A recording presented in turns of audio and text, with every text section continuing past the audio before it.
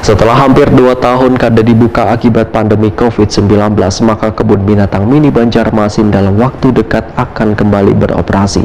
Taman Satwa yang berada di Jalan Jahri Saleh, Banjarmasin Utara ini, ini sedang dilakukan perbaikan secara berkala di sisi dalam taman.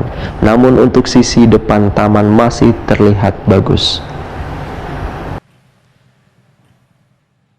Setelah hampir 2 tahun kada buka akibat pandemi COVID-19, maka kebun binatang mini Banjarmasin dalam waktu dekat akan kembali beroperasi. Taman Satwa yang berada di Jalan Jahri Saleh, Banjarmasin Utara ini, sedang dilakukan perbaikan secara berkala di sisi dalam taman. Perbaikan yang dilakukan mulai dari penataan tempat yang mulai hancur, penataan satwa-satwa dan menata fasilitas lainnya. Demikian dipadahkan Wali Kota Banjarmasin, Ibnu Sina ditakuni Prima TV, Baisukan Sabtu 20 November 2021. Menurut Ibnu Sina, kondisi Taman Satwa selawas hampir 2 tahun kada beroperasi, fasilitasnya banyak yang rusak, sehingga perlu dilakukan renovasi total. Namun untuk sisi depan taman masih terlihat bagus. Petugas dari Dinas Ketahanan Pangan Pertanian wan Perikanan Banjarmasin pun, ujar Ibnu Sina, terus merawat secara rutin koleksi satwa di kebun binatang mini ini. Tapi kada seberataan satwa yang bisa bertahan hidup karena ada sebagian yang sakit kemudian mati, terutama akibat musibah banjir besar di awal tahun 2021